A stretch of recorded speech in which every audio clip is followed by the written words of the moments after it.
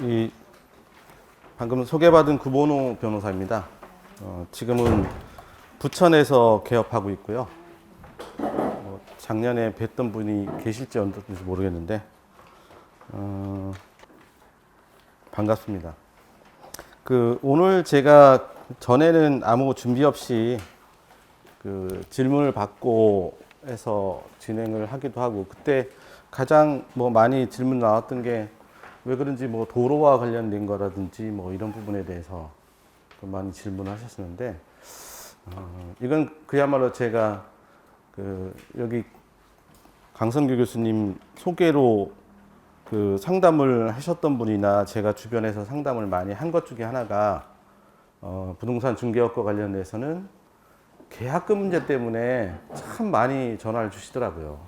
그러니까 저도 시험 공부를 하면서 계약금과 관련돼서 문제는 대부분이 다 맞췄겠죠. 그러니까 지금 변호사 자격을 갖고 있겠지만, 의외로 구체적인 부분에서 보면 즉답하기가 상당히 어려운 측면들이 상당히 많더라고요. 그렇다고 해서 상담하는 내용들에 관련된 판례들이 다 모든 사례에 걸쳐서 다 판례가 축적되어 있는 것도 아니고, 의외로 내가 찾아봤던 판례가 이후에 대법원에서 바뀌어진 그런 판례들도 있고, 그래서 이 부분은 기본 개념은 한번 잡고 가면 좋겠다라는 생각이 들어서, 계약금하고 우리가 유상 매매나 임대차 계약에 있어서의 계약금 문제를 어떻게 해석해야 할 것인지, 그 부분에 대해서 한번 말씀드릴게요. 계약금이 뭔지는 아시죠? 네. 매매 공인 중개사 분들이기 때문에 매매나 임대차가 가장 많을 거고, 우리나라에서 그런 매매나 임대차 계약 체결하는 과정에서는 계약금이 대부분 다 지급되고 수수되는 경우가 상당히 많기 때문에, 그런 부분 관련해서 제가 한번 개념적인 부분에서, 물론 한번 90% 이상은 다 이해하고 계실 거라고 생각해요. 이미 현직에 계시고 시험에 합격해서. 그렇기 때문에 큰 문제는 없겠지만, 몇 가지 유의점과 관련된 기본적인 개념을 설명드리고, 유의해야 할 사항, 그리고 최근에 지금까지 나와 있는 판례들을 100%는 아니지만 중요한 부분에 대해서 설명을 한번 드릴게요.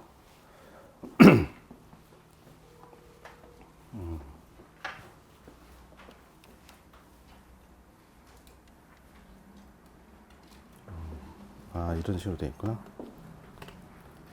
특별히 우리가 매매나 임대차 같은 경우에는 낙성, 유상, 쌍무, 불효식 계약이라고 얘기를 하잖아요. 강의하려니까 좀 떨리는데요.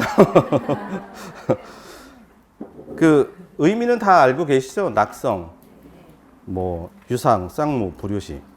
근데 계약금과 관련돼서는 문제되는 거는 특히 낙성 계약, 불효식 계약, 이 부분이 문제될 거예요. 여기서 낙성 계약이라는 의미는 뭐냐면, 당사자 간에 합의를 하면 바로 계약은 성립된다는 거예요. 계약금이 없어도 이 집이 있으면 집에 대해서 팔고 사는 거에 대한 합의만으로 이미 계약은 성립됐다는 거죠. 이미 성립된 계약은 우리가 계약이라는 게 있고요. 그 다음에 계약금이 부과되는 경우도 있고 안 되는 경우도 있어요. 그냥 합의만 있으면 돼요. 합의. 계약금은 부과될 수도 있고 안 될 수도 있고, 대부분 합의만으로 이루어지는 경우에는 계약금이 없기 때문에, 이거 계약금도 안 줬는데 이거 계약의 구속력이 있어? 흔히 우리가 일반적으로 그렇게 얘기를 하잖아요. 저도 그렇게 그냥 상담을 해줘요. 하지만 이 자체로서 이미 구속력은 발생을 하죠.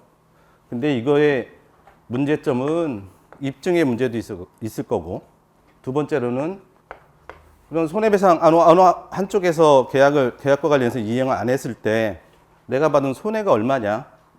근데 실질적인 손해 산정해서 이렇게 한다는 게 특별한 사정이 없는 한은 별다른 손해가 없어요.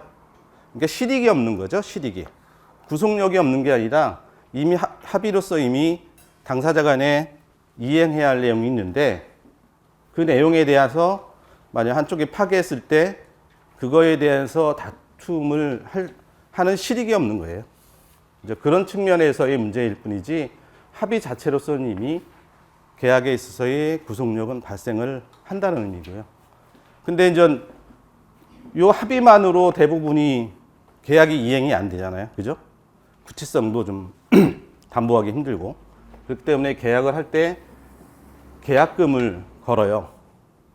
그러면은 이 합의하는 것 그 자체만으로서 주 계약이 성립된 거고요. 그 다음에 계약금을 지급하면서 이미 종된 계약이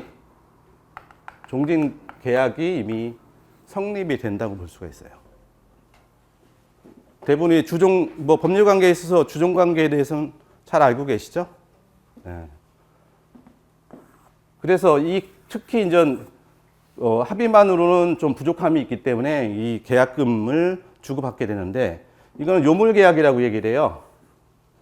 요물계약은 뭐냐면 실질적으로 그 금전의 지급이나 네, 개념을 한번 읽어드려야겠네요.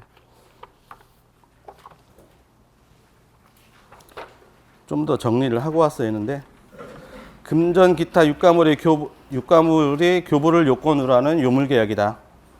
그리고 매매 기타 계약에 있어서의 종된 계약으로서 체결됩니다. 그랬을 때 한번 그냥 뒤집어서 한번 생각을 한번 해보시자고요. 그 계약금과 관련해서는 법률상의 조항은 민법에서 398조 사항에서 손해배상의 예정의 추정이라는 규정이 있고요. 그 다음에 565조에서 해약금 추정하는 조항이 있어요. 이 두 가지밖에 없어요. 민법에서. 그러니까 이것만 가지고 이 계약금을 어떻게 해석할 것인지 부분은 좀 어렵죠. 전체를 하나하나 순서적으로 정리해 놓은 조문이 아니라 중요한 몇 가지만 따서 규정을 하고 있기 때문에. 그래서 전체적으로 이런 규정을 전제로 해서 계약금을 어떻게 해석하냐면 아까 얘기한 것처럼 계약이 실질적으로 체결한 사실이 있구나. 뭐 증약금이라고 그러죠. 증약금이라고의 성격을 가지고 있다라고. 이건 기초적인 거예요. 그러니까 두 번째로는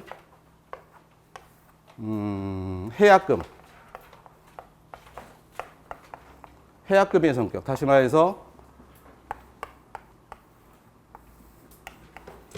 매매로 얘기하면 이 매도인이고 매수인일 거 아니에요?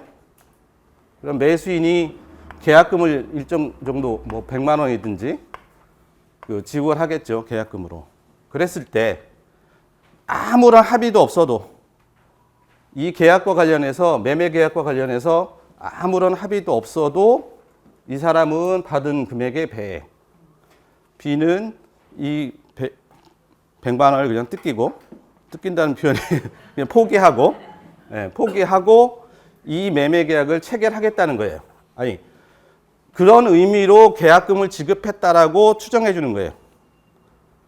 그러니까 이건 뭐냐면 이 계약금과 관련해서는 아무런 합의도 없는 거예요. 지급한 행위 자체로. 이렇게 해석을 해 주는 거예요. 근데 만약 여기에 다른 특약이 있다면 이거를 해약금으로 하지 않겠다는 특별한 약정이 있다면 이 해약금으로서의 추정은 안 되는 거죠. 세 번째로는 위약금. 위약금이 뭐예요?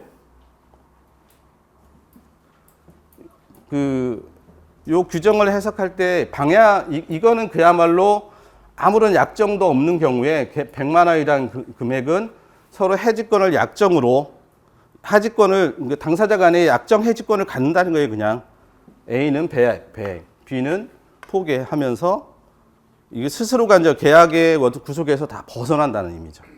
근데 이 위약금이 뭐냐? 이거는 A나 B 양측에서 어느 한쪽에서 채무 불이행이 있는 거죠. 그죠? 어느 한쪽에서 채무 불이행이 있다면 이거에 대한 손해배상을 각각에 청구를 해야 할 거 아니에요.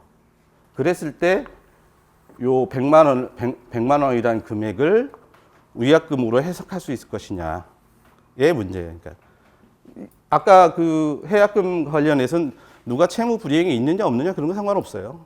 그냥 지급하고 지급받은 상태로서 이미 그 자체로 나는 언제든지 그 이 계약의 구속에서 벗어날 수 있어라고 해석을 해주는 게 그런 규정이고요. 위약금은 상대방이 채무 불이행, 계약에 따른 의무를 불이행했을 때 이후에 계약이 해지되거나 뭐 아니면 뭐 진행이 됐을 때 그거에 따른 손해배상의 문제라고 생각을 하시면 돼요. 그러니까 결국은 계약금은 이 세 가지 부분으로 그 세 가지 법적 성격을 갖고 있다고 얘기를 해요. 그러니까 내용이 좀 다르죠. 그래서 첫 번째 증약금은 얘기했듯이 이미 이 계약이 있었다는 것을 증거하는 거라서 기본적인 이 성격은 항상 가지고 있는 거고요. 해약금은 아까도 말했듯이 당사자 사이에 그냥 주고받은 행위만으로 법이 당사자 간에 이런 약정이 있었다. 계약에서 계약의 구속력에서 벗어날 수 있는 당사자 간에 이렇게 배액이나 아니면 100만 원을 포기하는 것으로 해약할 수 있다는 그런 권리를 약정 해제권을 서로 갖는다는 의미. 근데 이거와 관련해서는 특별히 해약권을 뭐 우리 매매 계약이나 임대차 계약 체결했을 때 계약금 주고 나서 다 뜯기고 나서 언제든지 뭐 그만두면 되지 않느냐 뭐 이렇게 나올 수도 있어요. 근데 일정한 계약의 단계가 진행되면서 상대방의 손해가 상당히 클 수도 있죠. 그런데 이제 이런 거 갖고 이렇게 그렇게 해석하는 경우도 많아요. 그리고 위약금은 상대방이 귀책사유에 했을 때 내가 손해를 받았는데 그 손해 금액을 특정하게 산정하기 어려운 경우가 많잖아요. 그럴 때 위약금으로 받았던 계약금을 위약금으로 하겠다라는 위약금으로 할 수 있느냐의 문제. 근데 만약 위약금으로 하려면 이건 특정한 약정이 있어야 돼요. 특정한 약정이. 여기는 약정이 없어야 하고 해제권을 배제하는 특별한 약정이 없어야 하는 거고 여기는 계약금을 위약금으로 하겠다는 특별한 약정이 있어야 돼요. 우리가 임대차 계약서 제가 하나 띄워놨으면 좋았을 텐데 문구를 한번 우리가 매매 계약서나 이런 데 보면 표준 계약서에 어떤 것들이 문구가 있냐면 한번 자세히 좀 가만히 들어보세요.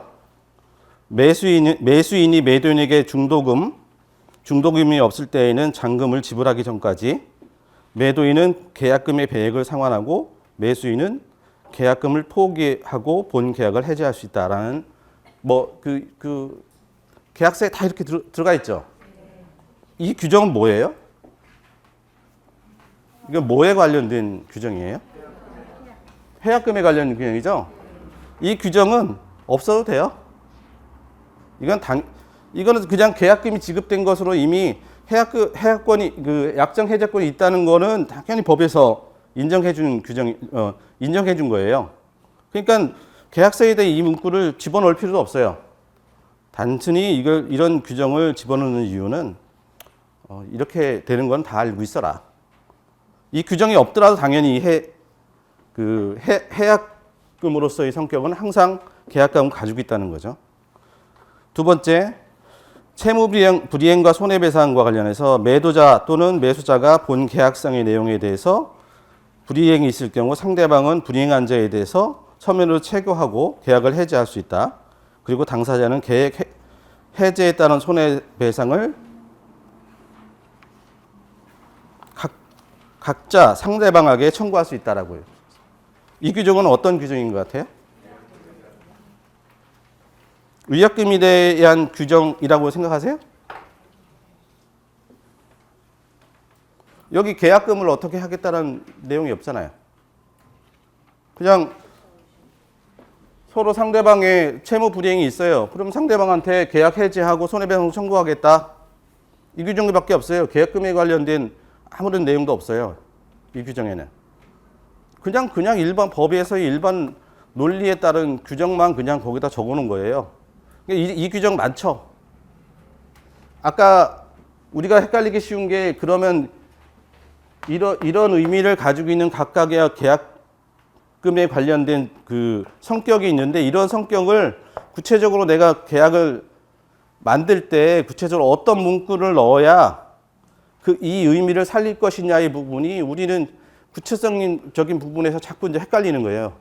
근데 방금 제가 읽어드렸던 우리 계약서 일반적으로 다 있어요. 이 규정은 계약금을 위약금으로 하겠다는 규정이 아니에요. 이거 약정이 아니에요. 이거는 당연한 기본적인 법리에 관련된 거를 그냥 서술해 놨을 뿐이에요. 이거는 계약금을 어떻게 하겠다는 규정이 아니에요. 계약금을 어떻게 하겠다는 아까 위약금으로 하기 위해서는 특이하게 있어야 한다고 얘기를 했죠.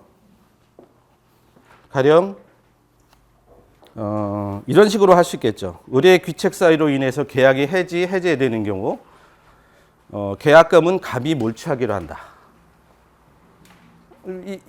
이런 식으로 구체적으로 계약금을 어떻게 처리하겠다라는 구체적인 위약금으로 처리하겠다는 구체적인 규정이 있어야 그 위약금의 성격을 갖는 거예요. 아까 그거는 그냥 민법이 일반 원리예요. 상대방의 채무 불이행을 했으면 상대방한테 손해배상 청구하겠다. 뭐 이거 당연한 거 아니에요? 우리가 민법 수많은 조문에서 그 계약 해제에 따른 손해배상 청구권의 기본적인 논리인데. 그리고 뭐 가령 좀 더 구체적으로 갑의 채무 불이행으로 인해서 을과 협의 후 계약이 해약된 경우, 이거는 을과 협의라는 것은 계약을 해제하는 데 있어서 일정한 방식을 표현한 거죠. 그죠? 이런 절차를 거쳐라. 협의라는 절차를 거쳐라. 라는 의미고, 해서 을과 협의한 후에 계약이 해약된 경우 계약금의 배액을 상환한다. 그리고 을의 채무 불이행으로 해서 계약이 해제된 경우에는 갑에게 귀속된다. 이런 게 계약금과 관련된 위약금과 관련된 특약이에요. 아까 처음에 말씀드렸던 근데 대부분의 그 표준 계약서는 이런 내용은 안 나와요. 없죠. 제가 몇 개 찾아봤는데 그 위약금과 관련된 규정은 없는 것 같은데. 그러니까 이 위약금을 만들어 놓는 이유는 우리가 이제 어느 한쪽에서 채무 불이행을 했을 때 이 손해배상액을 산정하는 게 굉장히 어려워요. 손해배상 소송하다 보면 저도 이게 채무 불이행이 있어요. 근데 이거를 모두가 인정하는 걸 객관적으로 손해로서 인정할 수 있는 내용이잖아요. 그러려면 수많은 절차들이 필요해요. 상대방한테 나의 특별한 사정을 통지해서 내가 이 계약이 이행이 되지 않으면 내가 손해를 볼 수밖에 없어. 뭐 이런 내용들이. 그래서 그거에 대한 손해를 어느 정도 특별 손해를 통상 손해로 만들 수 있는 그런 절차들이 필요해요. 근데 그거 하기가 되게 힘들잖아요. 그러니까 이 계약금을 그런 경우에 있어서 그냥 손해배상 금액으로 하겠다라는 거예요. 그렇게 약정을 해놓는 거죠. 그러면 이거에 대한 건 손해의 입증과 관련된 부분이 조금 수월할 거 아니에요. 그런 측면에서 이 위약금의 약정의 의미가 있죠. 여러분들이 그래서 이 부분과 위약금의 약정과 관련해서 위약금의 성질을 가지고 있는 이 계약금의 성질과 관련해서 문제되는 게 여러분들이 많이 얘기되는 거 위약벌이냐 아니면 손해배상액의 예정이냐, 요게 요 규정이죠. 손해배상의 예정이냐, 요 두 가지가 특히 또 문제되는 거예요. 봐요. 어느 한쪽이 B쪽에서 채무 불이행을 했어요. 배액이든 아니면 뭐 어떻게 약정을 하든 약정함에 따라서 내용은 달라지고. 그랬을 때 B는 그러겠죠. 요 금액이 위약벌의 성격을 가지고 있느냐, 손해배상 예정이냐라고 얘기했을 때 나는 뭐라고 주장할 것 같아? 기억 안 나세요? 위약벌이라고 대부분이 다 주장하겠죠. 위약금이 성격을 가지고 있는데 위약금의 성격 중에서 위약벌의 성격이냐 아니면 손해배상의 예정이냐. 그때 왜 이걸 주장하냐면 위약벌은 뭐냐면 너 이거 채무 불이행이면 이거는 그냥 위약벌로서 그 자체로서 내가 갖는 거야. 그리고 추가적인 손해가 있으면 이건 네가 또 배상해야 돼. 이 논리로 가는 거예요. 간단하게 얘기하면. 근데 손해배상의 예정은 뭐냐면 이 100만 원의 계약금은 채무 불이행했을 때 손해배상의 예정이기 때문에 실질로 손해를 따져봐서 이게 과도하다. 그럼 100만 원 중에서 50만 원은 그 위약에 대한 그 손해배상액으로 네가 갖는 게 맞고 50만 원은 돌려줘야 돼. 손해배상의 예정은 감경할 수가 있잖아요. 그 감액할 수 있는 법원의 판단에 여러 가지 객관적인 사정에 따라서 너무 과다하든지 그러면 감액할 수 있다는 게 손해배상의 예정이라서 이 위약금의 성격을 가진 계약금의 해석과 관련해서는 대부분이 다 위약벌이라고 주장하겠죠. 그러려고 하면 그래서 아까 이 위약금과 관련된 위약금의 성격을 가진 경우에 특약을 해야 한다고 했는데 특약을 할 때 명확하게 표시를 해야 한다. 위약벌로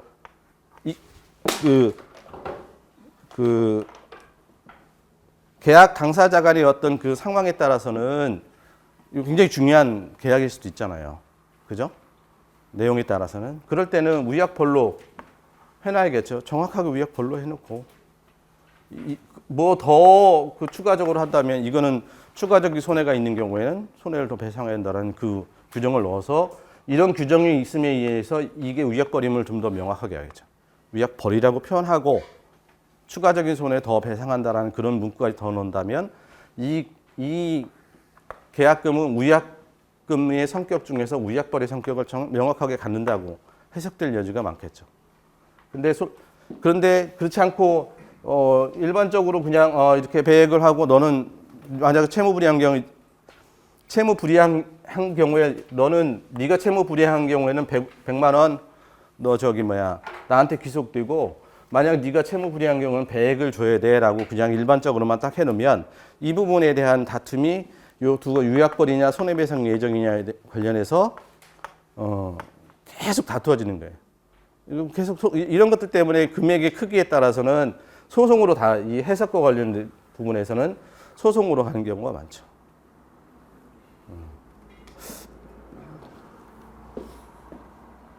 그래서 이 세 가지와 관련된 실제적으로 계약을 체결하는 과정 속에서 이 세 가지가 어떻게 얘기되는지, 어떻게 구현되는, 어떻게 나타나는지 그 부분을 설명을 해드렸고요.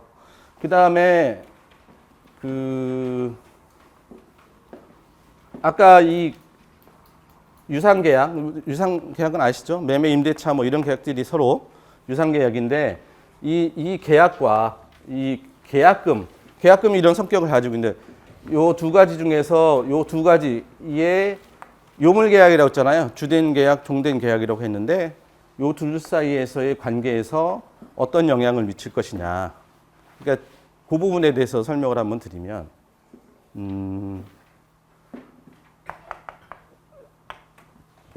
첫째는 계약금이 전혀 지급이 안 됐어요. 계약은 했어. 그러니까 이건 계약을 전제로 한 거예요. 계약을 했어요. 근데 계약금은 전혀 지급이 안 됐어요.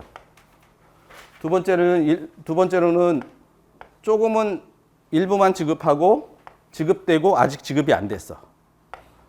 조금 지급하고 나중에 잔금 지급하기로 했어요. 그러면 이거 지금 계약금 지금 지급된 거예요? 지급 안 된 거죠? 그래서 이런 경우에 있어서 우리가 이 해약금과 관련돼서 이미 계약금이 지급되면 내가 이미 지급하고 지급받은 사실로서 내가 이 해제권을 갖는다고 얘기를 했잖아요. 그랬을 때 이런 경우에는 다 해제권을 못 갖는다고 판례에서는 얘기를 하고 있어요. 계약금 지급하기로 하고 아직 지급 안 한 경우 일부 그러니까 계약금 지급한다고 했었는데 일부만 지급하고 나머지를 아직 지급하지 않고 있어요. 그리고 일부는 계약금 지급하기로 해서 지급했고 잔금을 나중에 일정한 특정한 시기까지 지급하기로 했는데 또 아직 다 잔금이 다 지급이 안 됐어. 아니면 잔금이 다 지급돼서 처음에 어떤 요 과정을 거쳐서 다 됐어. 이 경우에는 잔금이 다 지급되고 나면 요물계약이 성립된다는 거예요. 그 경우에는 계약금이 다 지급됐기 때문에 손해배상 그 해약금으로서의 성격을 을 가지고 있어서 그때는 어느 한쪽이 아까 배액이든 배액이든 아니면 뭐 그대로 상대방한테 귀속되든 그런 형태로 할 수 있는데 이렇게 불완전한 형태로 유물계약 자체가 성립되지 않은 경우에는 할 수 없다는 거예요. 단 뭐 이런 경우에는 의무가 생길 거 아니에요, 그죠? 그 매도인의 입장에서는 상대방한테 청구할 수 있잖아요. 계약금 지급하라고 하는데 지급 않고. 여기는 일부 지급하고 일부는 100만 원 지급하라고 했더니 50만 원만 지급하고 가만히 있어. 그리고 잔금 일부는 지급했는데 일정한 시기까지 계약금 잔금을 지급하기로 했는데 지급하지 않았어요. 이런 경우에는 이 자체로서 그 주계약인 매매계약을 체결할 수 있는 게 아니고, 해제할 수 있는 게 아니고, 종된 계약에 대해서 상대방한테 이행 청구를 하고, 그래서 그게 이행이 안 되고, 그렇게 됨으로써 주계약을 체결할 필요성이 없다고 판단되는 경우. 뭐 그런 경우에는 일정한 단계에서 계약을 해제할 수 있겠죠. 당연히 이거를 계약을 해제할 수 있다는 건 아니에요. 왜냐하면 이 계약이 아직 성립이 안 돼서 그렇다는 거고. 그 다음에 최근에 판례가 하나 또 있더라고요.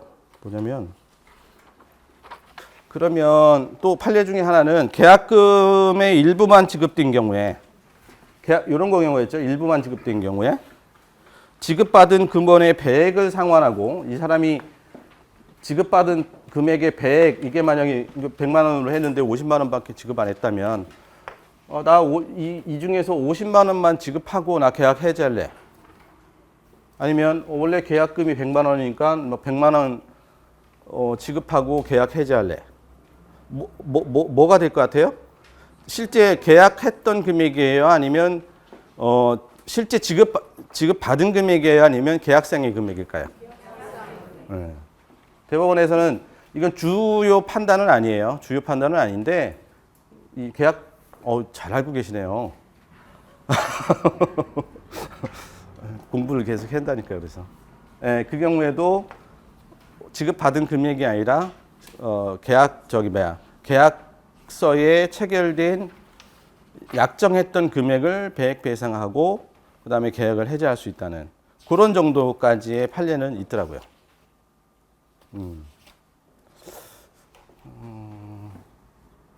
그래서 뭐 제가 듣고 나니까 별거 없죠? 도움이 됐나요? 네. 너무 저도 얘기하고 나니까 별로 크게 당연히 알고 있는 거 저 사람 왜 나와서 저러지? 뭐 이러시는 것 같아서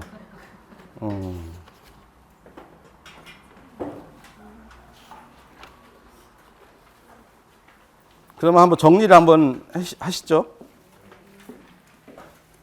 우리 그 매매 임대차와 관련해서 매매 계약은 그냥 당사자 간의 구두에 의한 합의로 이미 계약은 체결되고 그거로 인해서 이미 계약의 구속력은 발생한다.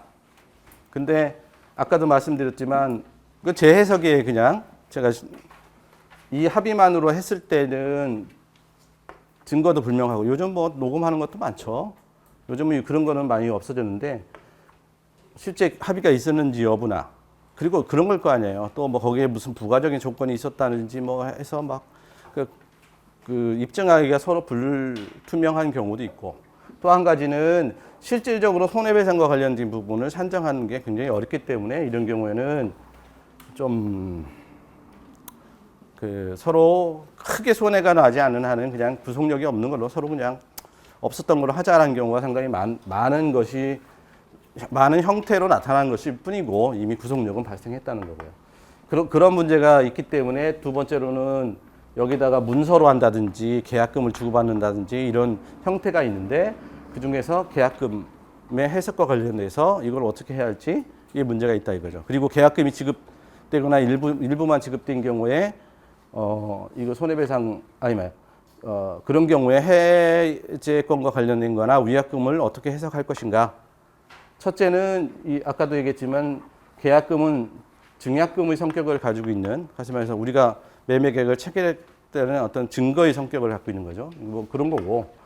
그리고 해약금과 위약금의 문제가 있는데 해약금은 어떠한 규정이 있느냐, 이미 서로 주고받는 행위 자체로서 이미 발생한 권리다. 예. 근데 그거에 대해서 해약금이 아닌 다른 특이한 이 계약금에 의해서 해제할 수 없다라고 한다든지 상대방이 어떠한 경우에도 뭐 해제할 수 없다든지 뭐 이런 식으로 할 수도 있어요. 그런 경우에는 계약금으로 내가 너 100 주고 뭐 내가 언제든지 해제할 수 있어. 뭐 이렇게 주장할 수 없는 거죠. 이거는 특이하게 없는 게 중요하다. 그리고 위약금 관련돼서는 계약금을 위약금으로 하겠다는 당사자 간의 약정이 있어야 한다.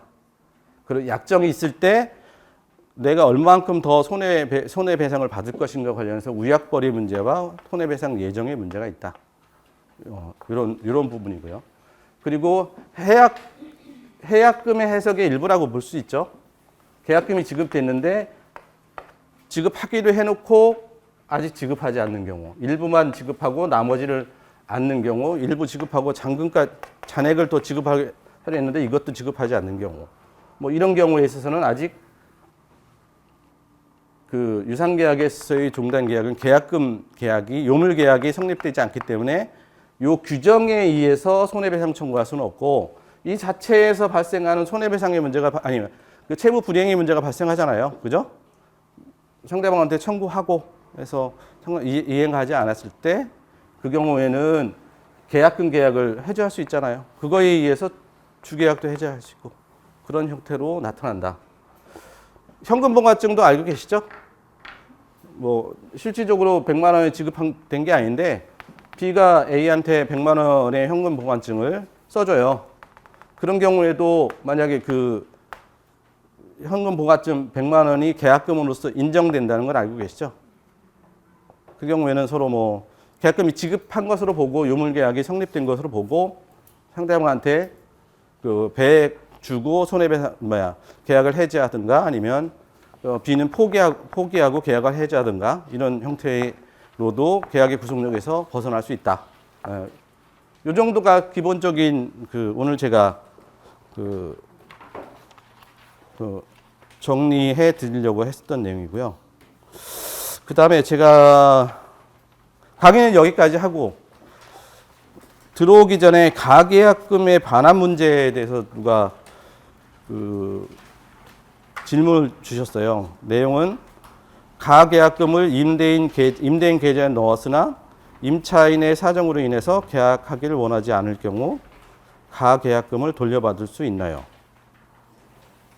부동산은 특정하지 않았어요. 부동산 특정한 것으로 보고 얘기를 해야 할 것 같은데요.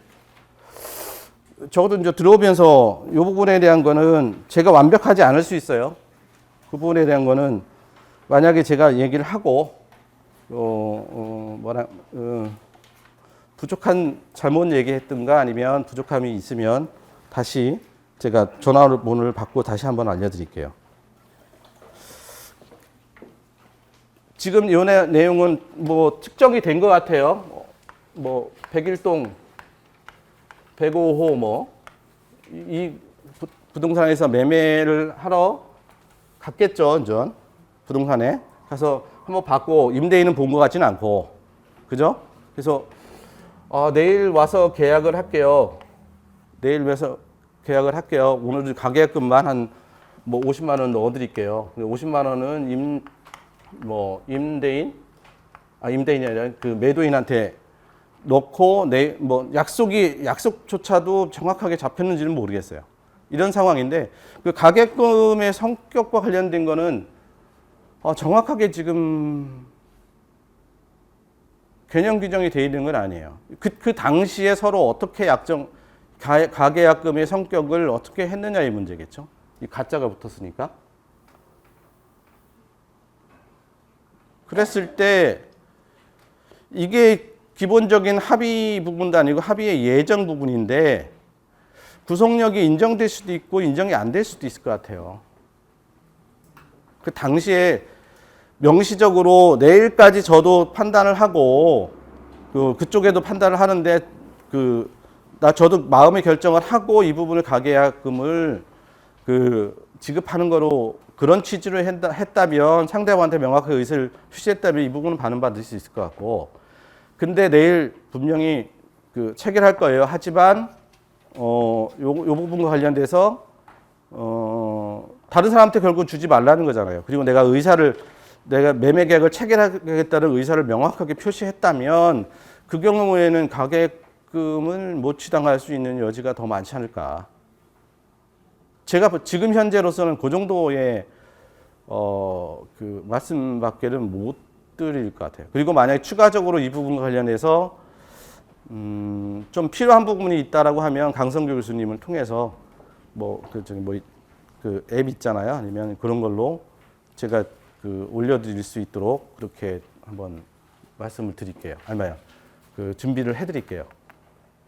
정확하게 지금 말씀드리기는 좀 어려울 것 같고 그렇게 되고 이외에 오늘 제가 말씀드린 것들 중에서 혹시 질문 사항이나 이런 게 혹시 있으신가요? 네.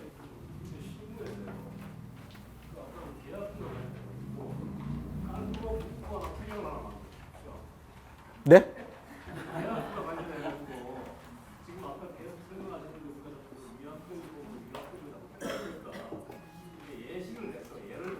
네네.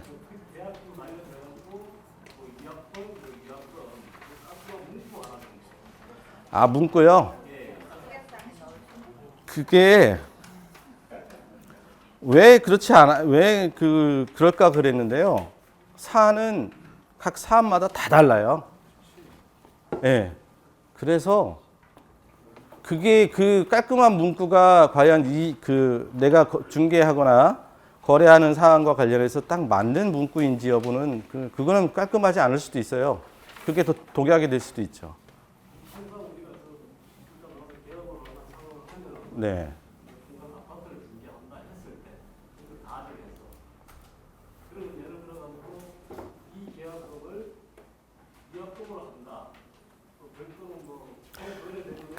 아까도 네네. 그러면 전형적인 계약서는 있잖아요. 근데 전형적인 계약서가, 제가 만약 A 매도인을 대리한다면, 대리하거나 자문하면서 계약서를 써드린다면 저는 매도인에게 최대한 유리하게 계약서를 작성하겠죠. 사장님이 매수인을 대리하고 있는데 사장님이 갖고 오신 깨끗한 계약서를 제가 채용 안 해요. 저는 매도인한테 유리한 계약서를 체결해 드릴 거예요.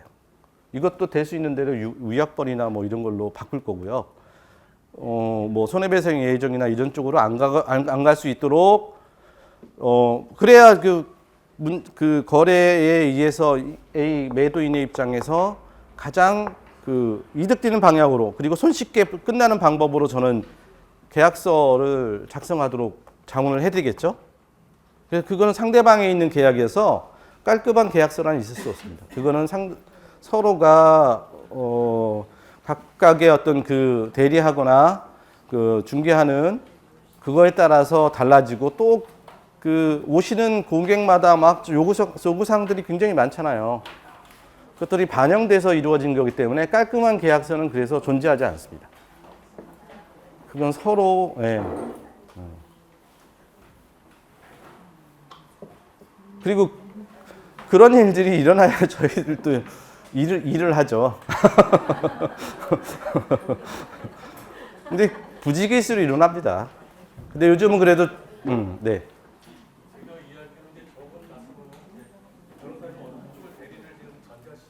네네. 저희 중개사도 그러니까 양쪽을 다 이렇게 설득할 수 있는 그런 걸 원하는 그렇죠. 예. 그거에 대한 그 부분은 공인중개사 협회에다가 이미 전형적인 표준계약서 있잖아요. 왜냐하면 그분들도 그걸 전형적이라고 해서 내놓을 수가 없어요. 제가 생각하기에는 내놓을 수가 없는 게 각 상황마다 다른데, 여기서도 기본적인 법률상으로 제가 아까 그 처음에 읽어드렸던 그 위약금과 관련된, 아니 해약금과 관련된 규정이나 손해배상과 관련된 규정도 굳이 그 법률적인 논리만 적어놨잖아요. 그 이유가 그거 적어놓는 거는 아무런 문제가 없기 때문에, 당연한 거기 때문에 적어놓은 거예요. 추가적인 문구를 어떻게 넣을 것인가의 부분은 여러분들이 거래를 하면서 그 입장을 대리해서 그렇게 그 넣어 주셔야죠. 그거는 표준이라는 거는 별도로 있는 것 같지는 않습니다.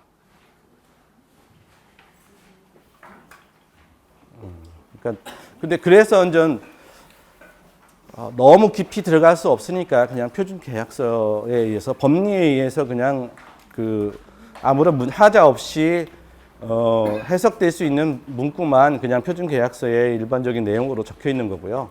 여러분들이 좀 더 중요한 그 매매 계약서를 체결하고 그러시려고 하면 좀 더 깊이 상담하고 또 고민해서 여러분들이 작성을 하시고, 안 그렇고 조금 더 중요하다면 같이 뭐 주변에 계신 변호사님들하고 해서 좀 각자 대리하는 그분들한테 유리하게 체결하는 게 좋겠죠.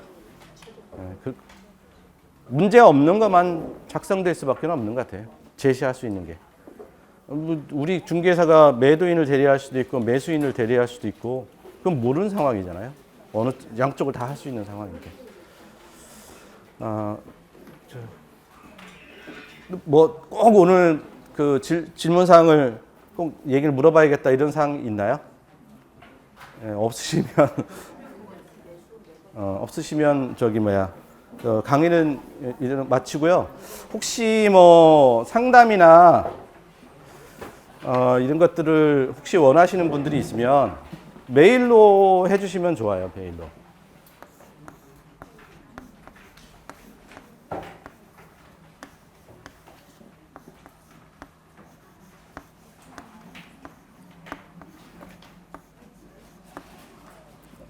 이게 본자는 제가 본우라서요. 본이고요. 이거는 로는 법입니다. 이걸 I자로 막 헷갈리셔갖고 굳이 설명드리는 이유가 I자가 아니라 LAW L자입니다. 이거로 해주시면 서면으로 해주시면 제가 답변을 드릴 수 있도록 하겠습니다. 좀 늦어질 때도 있을 수도 있고요. 아니면 전화번호를 남기시면 제가 전화를 드려서 할 수도 있고, 그러니까 메일을 하실 때 그렇게 하도록 하겠습니다. 강의를 잘 안 하는 사람이라 친구 부탁으로 하는 입장이었고 매번 떨리고 그러네요. 잘 경청해 주셔서 감사합니다. 자, 여러분 이부 순서 구본호 변호사님하고 잘 어떻게 도움이 되셨습니까, 여러분? 네. 자, 끝나고 이제 원래 강의에 원래 강의를 전문적으로 하시는 변호사가 아닙니까, 변호사님이. 근데 다음에 이후에 여러분들이 많이 활용을 하시면 도움이 되겠습니다. 그 다음에 많이들 활용하시고요. 그 다음에 여러분 톡앤톡인데 질문을 세 번 많이 하셨어요. 그런데 그 질문 어떤 간에 제가 전화로 하거나 간단한 것 문자 메시지로 드리고, 그렇지 않으면 전화로 제가 낮에 시간 될 때 다음 주 중에 전화를 드리겠습니다. 그래서 그건 하고 요 몇 개 뽑은 것만 일단 저희들 시간 관계상 몇 개 뽑은 것만 답변을 드리겠습니다.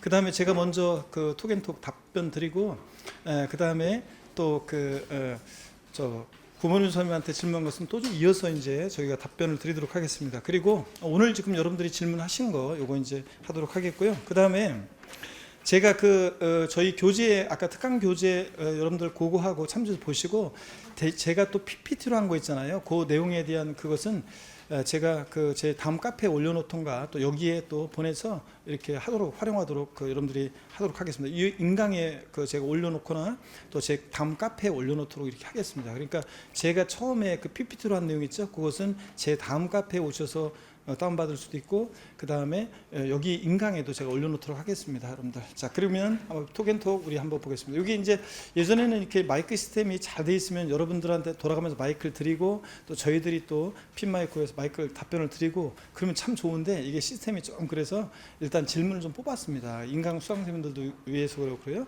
자, 저와 함께하는 톡앤톡 보시면 질문 들어온 것이 아까 보니까 RSE 주거용 수업 때는 주거용 오피스텔이 주택수에 포함된다고 들었는데 제가 아까 주택수에 포함이 안 된다고 하시니 헷갈리네요 그랬는데 홍미라님 자 여러분들 홍미라님 누구예요? 정미라님 이거 어떤 거냐면 아까 양도소득세에서 1세대 1주택 주택수라든가 양도소득세에서 주택수 계산할 때는 오피스텔도 주택수 계산에 포함합니다. 주거용 오피스텔은. 근데 아까 우리가 취득세에서 1세대 1주택 취득세에서는 1세대 1주택 취득세 계산할 때는 오피스텔, 주거용 오피스텔은 주택수 계산에 포함한다 안 한다? 안 한다고 그랬습니다. 1세대 4주택에 대해서 우리가 주택에 대한 취득세를 적용하지 않고 일반 4% 세율을 적용하는 그 1세대 4주택자에 대한 취득세 개정 내용 있죠? 거기에는 주거용 오피스텔이 포함된다 안 된다? 안 된다. 이거 말씀드리고요. 그 다음에 또 보시면 두 번째 질문하신 분이 양도소득세 계산 시 필요경비 인정할 때 양도세 계산할 때 양도에서 공제된 필요경비에 우리 이거 뭐 여러분들 아시는 분들도 계실 건데 인테리어 공사 시 세금 계산서를 안 받고 송금 영수증만 받았으면 경비 인정을 받을 수 있을까요? 그랬는데 여기에 원래 관행상 인정되던 건데 해석상 인정되던 건데 예규에서 근데 우리가 재작년에 세법이 개정돼서 필요경비에 있잖아요. 이제 그 금융거래 금융거래 자료, 계좌이체 같은 금융거래 자료, 송금 영수증 있잖아요. 요것으로도 필요경비로 인정받을 수 있어요. 세금계산서를 발행 안 했어도 요 금융거래 자료 있죠. 계좌이체한 이 송금 영수증 있죠. 계좌이체한 자료, 금융거래 자료하고 그 다음에 견적서가 있어야 돼요. 어떤 것을 공사를 해줬는지 견적서 있죠. 요 견적서 같이 해가지고. 그 돈만 있으면 이게 무슨 돈인지 그렇잖아요. 그래서 견적서 그 업자가 어떤 걸 공사해 줬는지 견적서예요. 사실은 이 견적서에 만약에 필요경비에 포함되지 않는 어떤 비용을 공사했다 그러면 요거 견적서 쓸 때 그것에 해당되는 것으로 이렇게 살짝 또 그것을 추가해서 이렇게 하기도 하는데 어떤간에 견적서하고 금융거래 자료, 송금 영수증이 있으면 이거 필요경비로 인정받을 수 있습니다, 여러분들. 이거 자 말씀드립니다. 그리고 해석상 인정됐었던 건데 법에 명문화했어요 이제. 그래서 이것도 재작년부터 인정받을 수 있다. 꼭 세금계산서 없어도 된다는 거 말씀을 드립니다. 자, 그 다음에 여기 질문하신 분 정영은님이 질문하셨는데 정영은님은 어디 계세요? 아 그렇구나. 가지는 않으셨고 자 봅니다. 근데 A와 B를 헷갈렸어요 이게. 제가 보니까 서울의 A주택을 2009년도 11월 달에 A주택을 남편 명의로 거주 10년 했고 매입했고요. 2016년 8월 달에 의정부 빌라 매입했다가 2019년 6월 20일 날 매도를 했고요. 자, 그 다음에 2020년 1월 30일 수원 권성구에는 A주택을 매입한 게 아니라 B주택이겠죠? 그렇죠, 여러분들? 그래가지고 이게 자 그래서 B주택을 매입했습니다. 그러면 지금 현재 지금 1세대 몇 주택입니까? 2주택입니다. 1세대 2주택입니다. 그래서 수원에 있는 A주택이 아니라 수원에 있는 거 요거는 뭐라고요? B주택이겠죠? 수원에 있는 B주택을 팔면은 이제 권성구가 지금 어떻게 됐나요? 여기가 조정상적이 됐나요? 아직 안 됐습니까? 자, 그러면은 수원에 있는 B주택을 양도했을 때 일단 1세대 2주택이에요. 1세대 2주택이니까 1세대 2주택으로서 양도세가 과세가 되는데 다만 수원에 있는 것은 조정상적이 아니면 우리가 양도세 세율 기본세율의 1세대 2주택은 원래 조정대상 지역 내 1세대 2주택을 양도하면 기본세율의 몇 프로 중과세 됩니까? 10%를 추가과세 하잖아요. 그래서 10% 중과세를 하는데 요 조정대상 지역에 소지하는 주택을 팔았을 때 그런 거지. 만약에 서울에 있는 A주택을 먼저 판다? 그러면 기본세율에다가 10% 할증 과세가 적용됩니다. 그런데 수원에 있는 B주택을 양도했을 때는 양도세는 중과세 될 텐데요. 그런데 되지 않고 그냥 기본세율 적용됩니다. 자, 그리고 기본세율 적용되고 물론 이제 이것도 만약에 2020년 1월 30일 매입했는데 이것을 1년 미만 보유 양도하면 자 몇 프로고요? 40%고요. 아니 내년부터 바뀐다고 하지만 현재 법령에 의하면 40%고 자 1년 이상만 보유해도 6에서 42%입니다. 6에서 42%. 그래서 1년 미만 보유하고 양도하면 40%, 1년 이상 보유하고 양도하면 6에서 42%입니다. 그래서 조정 대상 지역에 있는 주택을 양도했을 때가 10%인 거지. 서울에 있는 주택을 먼저 팔면 조정상정내 주택이니까 얘는 10% 할증과세 됩니다. 근데 수원에 있는 B주택을 먼저 양도하면 요거 중과세 10% 할증과세 적용되지 않아요. 그러니까 절세를 위해서는 어느 주택을 먼저 양도하는 게 고객들이 여러분들 만약에 이렇게 왔다 그러면 어떤 주택을 먼저 팔으라고 얘기를 해줘야 돼요? 그렇죠. 수원에 있는 B주택을 먼저 파는 게 좋고 그 다음에 이제 서울에 있는 것은 아무래도 요거 보니까 10년 거주했다고 하는 거 보니까 어유 집값 엄청 많이 올랐겠죠? 양도세가 엄청 클 거 아니에요. 그러니까 수원에 있는 건선행도에 있는 주택을 먼저 팔고 그 다음에 서울에 있는 A주택을 1세대 주택 만들어 가지고 요거 나중에 요 서울에 있는 주택을 팔면 1세대 주택 비과세 양도세 비과세 받을 수 있습니다. 이렇게 하셔야 되겠습니다. 예? 이건 일시적 요건은 일시적 요건 안 되는 게 2019년이 아니라 이게 2009년이에요. 그러니까 일시적 2주택은 해당되지 않습니다. 20년 30년에 샀으니까 부터 일정 기간 내에 팔게 되면 일시적 1가구 주택. 요거 근데 보세요. 우리가 그래 그렇죠. 요게 이제 요거 신주택 취득일로부터 요것을 3년 내인데 여기 지금 둘 다가 아니니까 하나만 해당되니까 3년 내 양도하게 되면 3년 내 양도하게 되면 요거 물론 이제 비과세 받을 수 있겠죠. 근데 어떻든 간에 수원에 있는 주택을 먼저 양도하면 무조건 요건 어떻게 하고 과세되고 그다음에 요 서울에 있는 주택, 서울에 있는 주택은 요거 취득한 때부터 요거 3년 내 양도하면요. 근데 요게 있잖아요. 요거는 이제 다 팔았으니까 이제 없으니까 요거로 그렇게 일식 2주택에 대한 것을 또 적용받을 수 있겠네요. 어떻든 간에 서울에 있는 주택을 무조건 어떻든 간에 팔아야 한다는 것. 그러니까 요거 권성군 주택을 먼저 팔고 어떻든 간에 이렇게 하면 과세인데 만약에 요거 취득부터 서울에 있는 주택을 하여튼 양도하게 되면 그렇게 된다는 거. 그러니까 서울에 있는 주택을 먼저 팔아도 되겠네요. 좋습니다. 자, 그러면 되고요. 근데 이제 서울에 있는 것은 당연히 이것은 이제 몇 년 내냐면 서울에 있는 것은 아까 2년 내 양도하는 것은 둘 다 조정상적이 있을 때가 2년이고 이것은 하나는 조정상적이 아니다 그러면 건성군인 거 그러면 이제 3년 내 팔면 됩니다. 자, 그러면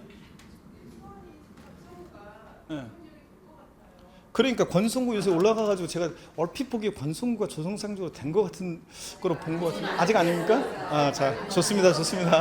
목소리가 크지는데 좋습니다. 제 권성구가 여기 수원에 지금 제가 조정상적 이걸 표를 봐야 되는데 수원에 그 몇몇 지역이 지금 포함되어 있잖아요. 그래서 하여튼 요거는 잠깐 그거는 중요한 게 아니라 그거는 확인해 보고 권성구가 만약에 조정상 지역에 해당된다 그러면 이제 중과세 되는 거고 또 그다음에 조정상 지역에 만약에 이게 조정상 지역이면 요거 팔았을 때도 몇 년 내 팔아야 돼? 2년 내 팔아야 되고 뭐 그런 겁니다.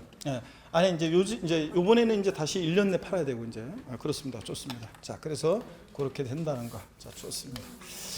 그다음에 계속 이어서 한번 보겠습니다, 여러분들.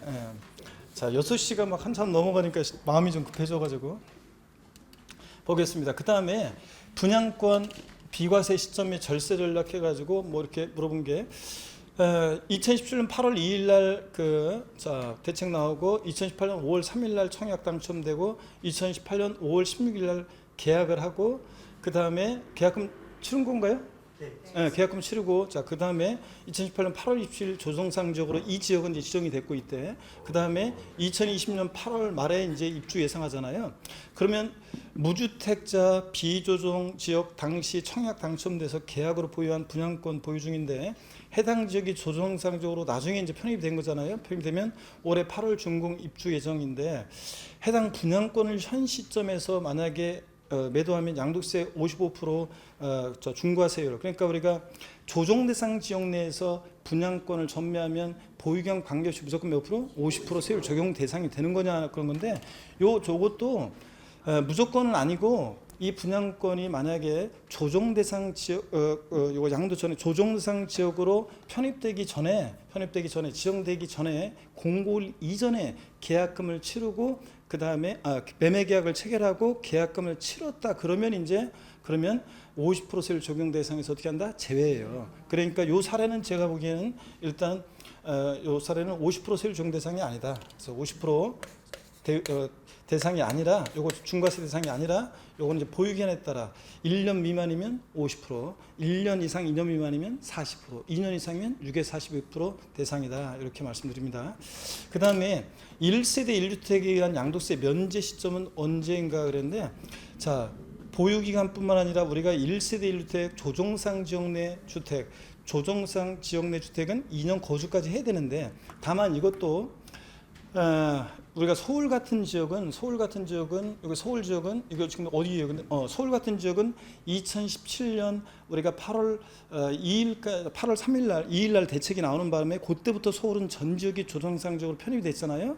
그렇잖아요. 그러니까 이제 서울에 있는 주택이면 그러면 이제 2년 거주를 해야 되겠지만 요 사례가, 근데 여기서 지금 조정상 지역으로 지정된 게 2018년 8월 27일이잖아요. 똑같아요. 이것도 거주 요건 2년 거주 요건을 요할 때 조정상 지역으로 지정되기 이전에 계약금을 매매 계약을 체결하고 계약금을 치렀다. 매매 계약 체결하고 계약 체결하고 조정상 지역 공고일 이전에, 조정상 지역으로 공고하기 이전에, 공고일 이전에 계약 체결하고 계약금을 치렀다. 자, 계약금을 치렀다. 그러면 계약금을 치르게 되면, 자, 그러면 2년 거주 요건 요하지 않습니다. 2년 거주하지 않고 2년 보유만 하면 됩니다. 그래서 요 사례는 뭐 제가 보니까 조정상 지역 공고일 지정 이전에 계약금 매매 계약 체결하고 계약금을 치렀다 그러면 요 거주 요건, 2년 거주 요건은 요하지 않는다, 이렇게 보여집니다, 여러분들. 예. 자, 일단은 제가 바쁜 일정 속에서 살짝 봐가지고 깊이 막 강의하고 막 이런 때는 누가 질문을 하면 이게 뭐랄까 머리가 팽팽 들어가지 않고 이게 좀 뭐랄까 이렇게 생각이 잘 안 날 때가 있어요. 그러니까 어떤 간 현재는 지금 이렇습니다. 요거. 자, 그래서 조정상 지역 공고일 이전에 하여튼 잔금이 치러지고 매매 계약 체결하고 계약금을 치렀다 그러면 분양권 50% 세율, 조정상 지역 내 분양권을 전매했을 때 무조건 50% 대상에서 제외하고 또 거주 요건도 요하지 않는다는 거 말씀드립니다. 그러면 저는 일단 요 정도 받고요.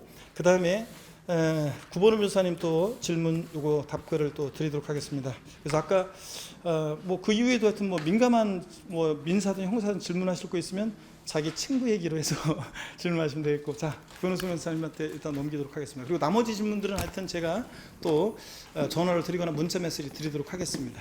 저도 지금 처음 보는 거라 한번 같이 읽어보시죠. 청구소 공유물 분할. 다수의 지분권자가 있는 토지를 이 두 평이에요? 있는 지분권자가 공유물 분할 청구 소송을 했는데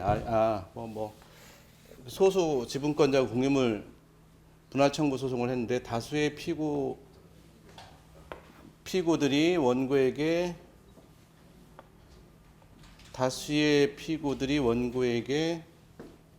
금 얼마를 지급하라는 판결이 나왔습니다. 이건 저기 뭐네요? 그 현물 분할이 아니라 금액 분할로 나온 거네요. 등기상 전부 증명서 을구에 원고가 농협을 통해서 채권 발생 채권 최고액 3,900만 원이 있다면 원고가 이것을 말소하지 않는 경우 다른 방법이 있나요? 왜 이게 그 3,900만 원 이게 얼마인지 모르겠지만 왜 이게 이 소송 과정에서 정리되지 않았나 모르겠네. 이거는 간단하게 얘기하면 일정한 토지가 있어요. 여기에 뭐 한 10분 정도가 10명 정도가 뭐 그 지분을 가지고 있겠죠. 그러면 근데 저것도 난 의문인데 이게 얼마나 큰 건지 모르겠는데 두 평 갖고 이게 그러면 10명이면 이거를 전체에 대해서 각각의 전부에 대해서 각자의 지분만큼을 가지고 있는 거잖아요. 근데 그런 상황에서 이거를 뭐 분할을 한다면 첫째 공유물 분할과 관련된 원칙은 현물 분할입니다. 두 번째로는 현물 분할하는 것이 사회 경제적으로 여러 가지 문제가 있고 분할하는 데 여러 가지가 문제가 있다면 이건 금액 분할을 할 수 있어요. 금액 분할은 두 가지가 있겠죠. 하나는 경매를 해서 서로 나눠 갖는 부분도 있고, 두 번째로는 나머지 공유자들이 가액을 주고 분할하는 방법. 분할이 아니죠. 이거는 뭐 그 지분권자를 내보내는 의미라고 봐야죠. 근데 이게 원칙이에요. 그나마 이것도 인정이 되는데 이거는 거의 인정이 안 되는 거예요. 특수한 상황에서만 인정이 됩니다. 이거. 근데 그래도 점차적으로 지금 이런 추세는 많이 인정되고 있는 추세예요. 저도 최근에 어디죠? 저희가 파주 쪽에서 이 공유물 분할 청구 소송을 한번 했었는데 시간이 참 많이 걸려요. 신경 많이 쓰이고 이런 거예요. 근데 어쨌든 간에 그 세 번째 방법으로 현물 금액 중에서 가액으로 지금 나왔다는 취지인 것 같은데 이거 경매도 아니고요. 근데 두 번째로는 이게 다른 건가요? 질문이? 혹시? 같다고요? 저게 제가 그렇다면 농협에서요. 여기에 두 평의 토지를 가지고 있는 사람한테 이게 얼마의 토지인지 모르겠지만 3,900 이게 굉장히 그 도심에 있는 도시인가요? 네? 예. 그 의아해서 그래요. 이게 만약에 그렇다면 이게 두 평을 가지고 3,900만 원 최고액으로 그것도 농협에서 이걸 대출을 해줬다고 하는데 그런 경우에는 이 부분까지 포함해서 채무를 변제하는 걸 전제로 해서 이 소송이 들어갔어야겠죠. 이 자체가 난 그 대출 된다는 것을 저는 이해를 못 하겠고요.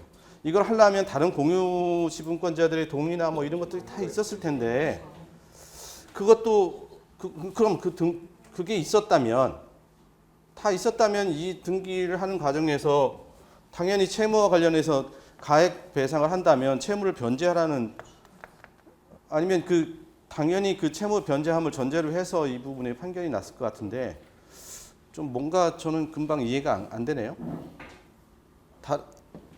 일단 원고가 이것을 말소하지 않는 경우 또 다음 있나요?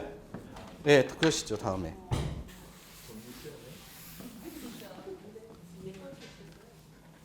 제가 아는 부모님께서 증여해 주신 땅이 있는데 예전부터 집을 짓고 있는 주택.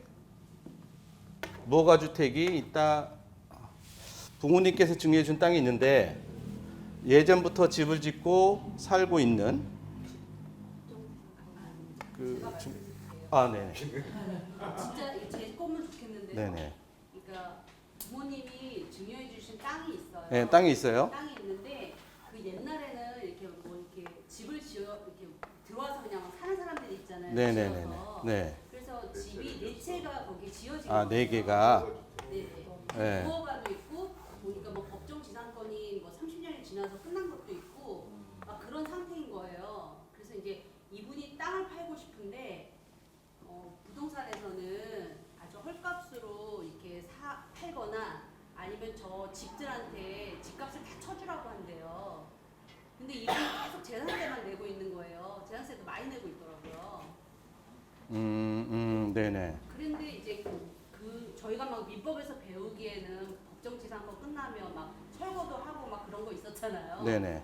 그렇게 되는 건지, 그러니까 이분이 변호사를 좀 사서라도 이렇게 철거해서라도 그런 게 법정지상권이 있는 거는 확인이 된 거예요?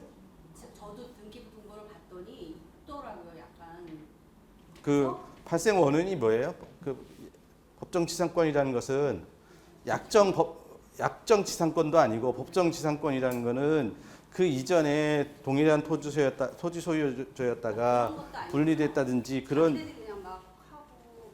그러니까 제가 보기에 이 네 개 일부는 법정지상권이고 일부는 아니에요? 네.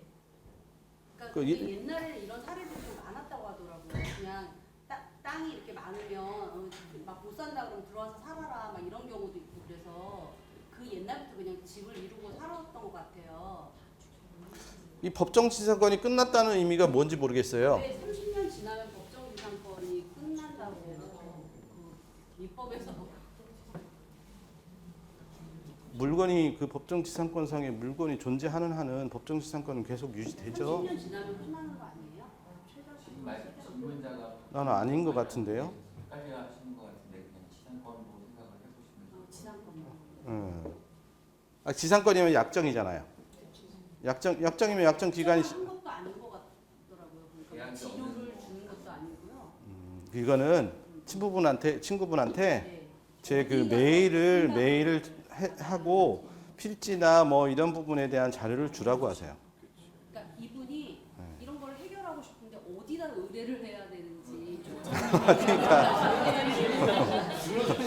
네, 제가 그러니까 그 사안이 그러니까 4개가 있는데 4개의 성격도 모르겠고 과연 진짜 법정지상권이 설정돼 있는 상황인지 그것도 잘 모르겠어요. 그냥 일반적으로 뭐 지상권이 서로 있는 거다, 뭐 너 인정하지 않았냐, 뭐 하면서 그 자체 다툼이 있는 것 같고, 뭐 만약에 지상권이 다 무허가 주택이고 불법적으로 한 거라면 명도소송하면 되죠. 그럼요. 네. 명도소송하면 되죠.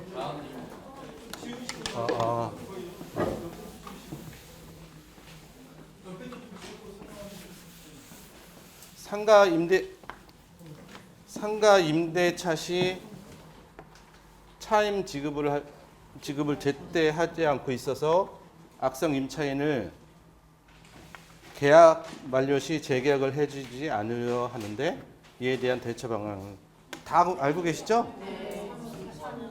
왜 계약 만료 시점까지 뭐로 기다려요? 네? 만료 시점까지 기다릴 필요도 없잖아요. 이미 계약 해지할 수 있는 사유가 되고 그 경우에는 당연히 그 상가나 그 주택 임대차에 의해서 갱신해줘야 할 권리 자체를 상실해 버렸잖아요. 네, 그렇기 때문에 그냥 그 전에 3기인가 2기인가요? 3기 넘으면 계약 해제 통지해서 저기 마무리 하시는 게 낫죠. 계속 임차인 지급을 안고 계신 것 같은데. 해가지고 3기가 되기 전에 또 그런 거. 아니요.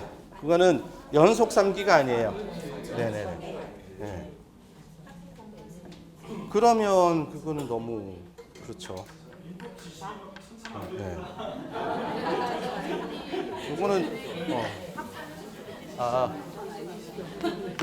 멋있네요. 잠깐만요. 소개시고. 자, 여러분 하여튼 이렇게 해가지고 우리 긴 시간 원래 6시에 끝내려고 하는데 조금 오버됐지만 하여튼 여러분들 장시간 또 앉아 계신 여러분들 도움이 되셨습니까, 여러분들? 예. 그리고 또 저한테는 뭐 카페에서 물어보시고 또 이따가 끝나면 뭐 전화번호 알려드릴 테니까 전화하시고 그다음에 우리가 구본우 교사님도 아까 이메일 그 주소 알려드렸죠? 예. 그래서 여러분들이 많이 활용하시고요. 여러분들이 많이 도움이 됐으면 좋겠습니다. 앞으로도. 그리고 하여튼 저희 또 랜드프로 또 많이 여러분들이 응원해 주시고 여러분들이요. 그 다음에 하여튼 고맙고 또 내년에는 좀 더 알찬 것으로 또 여러분들께 보답하도록 하겠습니다. 여러분 하여튼 장시간 고생 많으셨고요. 여러분 하여튼 반갑고 여러분 항상 잘 되고 여러분들 잘 되기를 제가 항상 응원하겠습니다. 여러분 고맙습니다. 고맙습니다.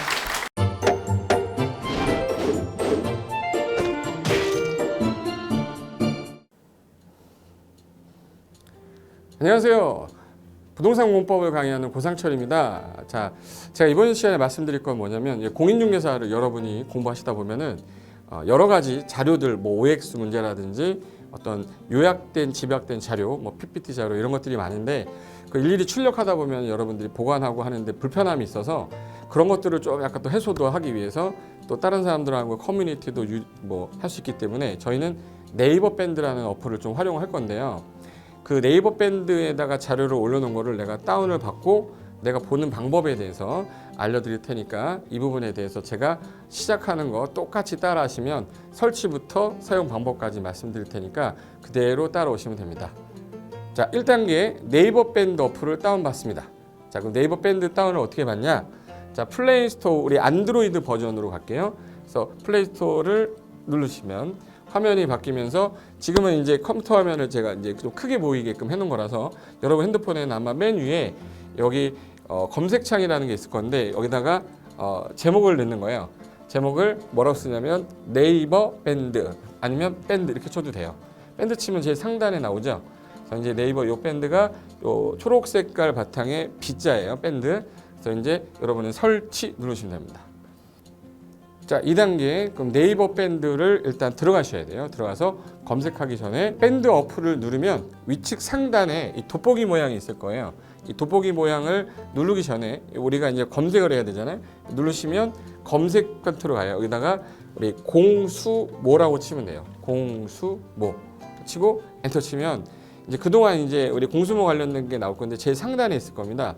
그래서 여기 네이버 33개가 밴드가 나왔는데 그 중에 여기가 1등이죠. 자, 그럼 이제 3단계 해당 공수모 밴드로 들어갔습니다. 그럼 들어가시게 되면 가장 첫 화면에 공인중개사 수험생 모임이거든요. 원래 그 수험생들만 위한 모임이기 때문에 시험 정보하고요. 어떤 자료들이 있어요. 뭐 OX 문제, 뭐 오지선다 문제, 그리고 이제 요약된 자료들 그런 거 공부할 수 있는 활용하는 어떤 밴드고요. 이 강의와 관련된 어떤 특강이 있다거나 할 때 공지사항 같은 거 그리고 지속적으로 교수님들께서 자료를 올려드릴 거기 때문에 요 관련된 자료 관련된 거 어떤 거 있는지 잠깐만 한번 보겠습니다.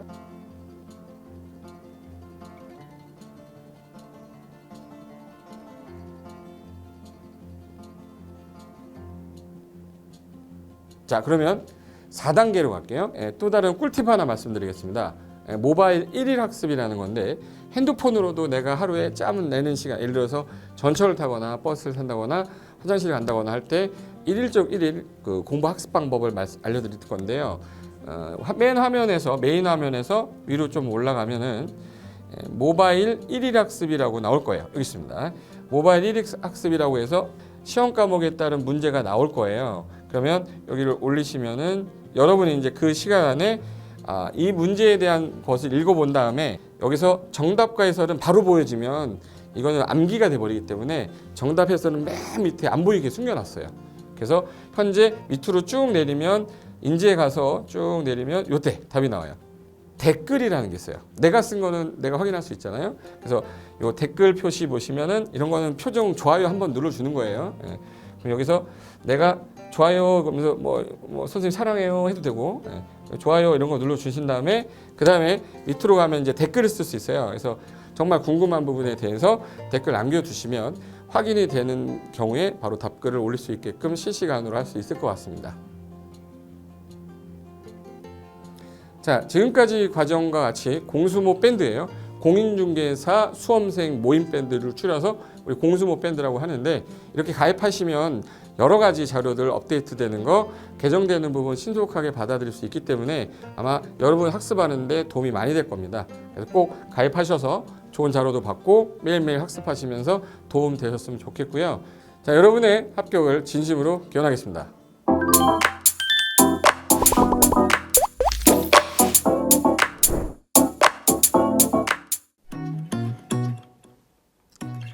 자, 안녕하십니까. 자, 이번에는 부동산 실무 일반인들이 어떤 도움을 받기 위한 관련된 밴드에 대해서 소개를 시켜드릴 건데요. 일단은 검색창에다가 365 부스라고 치시면 돼요. 365 부스인데 365일 부동산 스터디라는 밴드예요. 네이버 밴드인데 요 365 부동산 스터디라는 밴드 일단 클릭하시면 현재는 이제 4만 명 정도 되는 밴드인데요. 우리가 일반인들이 어떤 부동산 정보를 습득하는 데 있어서 이 정보를 얻기가 되게 쉽지가 않습니다. 내가 어딘가를 찾아본다고 해서 잘 찾을 수 있는 것도 아니고 어떤 전문가들이 하는 말들이 이 친밀성이 있는 건지 아닌지에 대해서도 우리가 잘 믿을 수가 없는 거기 때문에 그런 정보를 그래도 좀 손쉽게 찾아볼 수 있게끔 저희 이제 이 밴드에 구성된 전문가들이 정보를 좀 제공해 주는 거기 때문에 아마 유용하게 활용할 수 있을 거고요. 내가 부동산 중에 토지를 좀 알고 싶다 또는 상가를 좀 알고 싶다 또는 나는 내 집 마련을 위해서 청약이 좀 궁금하다.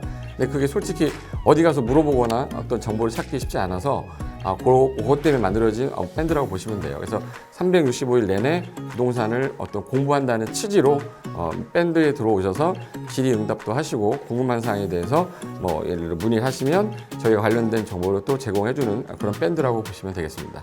어떤 밴드냐면 한번 보시면은 지금 현재는 공지사항이 제일 먼저 나올 건데요. 이 공지사항은 기존에 있던 오프라인이 어떤 강좌가 있으면 그 강좌에 관련된 거 뭐 세미나라든지 그래서 평소에 이제 우리가 이제 접하지 못했던 강의들 있죠. 이렇게 진행이 된다라는 거 공지를 좀 하는 그런 내용들이고요. 하나 좀 더 올리면 자 이제 우리 교수님이에요. 교수님 중에 상가 교수님이 최근에 예를 들어서 법이 바뀌었어요. 법이 바뀌게 되면 최근에 바뀐 법이 이런 바뀐 법이 있으니 중개업을 한다거나 투자를 할 때 좀 유의해서 알아보시면 좋겠습니다라는 거를 올려놓을 거예요. 기존에 올려놓은 자료가 있으면 또 찾아보시면 되는 거니까 이렇게 해서 계속 밴드에서 소식을 받으시면 실전에 굉장히 도움을 많이 받을 거라고 예상합니다. 부동산 관련된 내용 중에서 하나 더 보시면 이제 랜드프로에서 그 직접 우리 프로그램 만들고 있어요. 그래서 부동산 까발리기, 부동산 부티크 뭐 이런 TV 관련돼서 부동산 팁 있죠. 예를 들어서 청약을 받아야 되냐 말아야 되냐, 지금 강남권 아파트를 투자해야 되냐 말아야 되냐, 이런 정보를 쉽게 여러분들이 뭐 접하지 못하기 때문에 그런 관련된 것들을 시대에 맞게 흐름에 맞게 부동산 시장이 이제 요동치면 내가 지금 집을 팔아야 되냐 뭐 사야 되냐 그런 것들에 대해서 신속하게 정보를 들을 수 있는 밴드니까 시간이 나실 때마다 자주 들어오시고 저도 자주 들어가서 좋은 정보 남겨드릴 테니까 자주 들어오시기 바랍니다. 저는 부동산 공법하고 부동산 토지 투자를 강의하는 고상철이었습니다. 자주 밴드에서 뵙도록 하겠습니다. 자, 수고하셨습니다.